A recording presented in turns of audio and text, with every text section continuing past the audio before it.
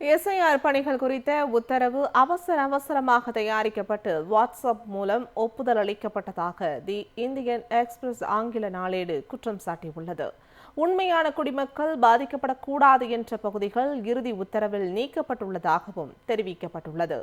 பீகாரை தொடர்ந்து தற்போது சட்டப்பேரவை தேர்தலை எதிர்நோக்கியுள்ள தமிழ்நாடு, கேரளா, மேற்கு வங்கம், புதுச்சேரி உட்பட 11 மாநிலங்களில் வாக்காளர் பட்டியல் சிறப்பு தீவிர திருத்த பணியை தேர்தல் ஆணையம் மேற்கொண்டுள்ளது. பாஜகவினருக்கு எதிரானவர்களை வாக்காளர் பட்டியலில் இருந்து நீக்கவே எஸ்ஐஆர் பணிகள் நடைபெறுவதாக எதிர்க்கட்சிகள் குற்றம் சாட்டியுள்ளன. மேலும் எஸ்ஐஆருக்கு எதிராக உச்சநீதிமன்றத்திலும் வழக்குகள் தொடரப்பட்டுள்ளன. இந்த நிலையில் தி இந்தியன் எக்ஸ்பிரஸ் ஆங்கில நாளேடு வெளியிட்டுள்ள செய்தியில், எஸ்ஐஆர் நடைமுறைப்படுத்தும் உத்தரவை ஜூன் 24ஆம் தேதி இறுதி செய்து தேர்தல் ஆணையம் அனைத்து மாநில தேர்தல் அதிகாரிகளுக்கும் அனுப்பியதாக தெரிவித்துள்ளது.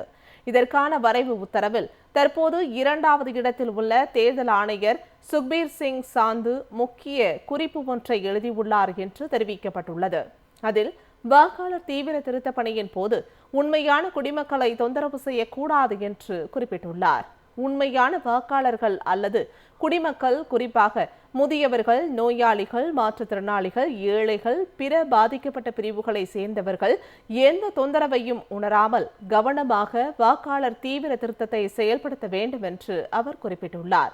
ஆனால் அவர் குறிப்பிட்ட உண்மையான குடிமக்கள் என்கிற பகுதி இறுதி உத்தரவில் நீக்கப்பட்டுள்ளது என்று தி இந்தியன் எக்ஸ்பிரஸ் ஆங்கில நாளேடு தெரிவித்துள்ளது. மேலும் குடியுரிமை சட்டம் தொடர்பான பகுதிகளும் முழுமையடையாமல் அந்த உத்தரவில் உள்ளது.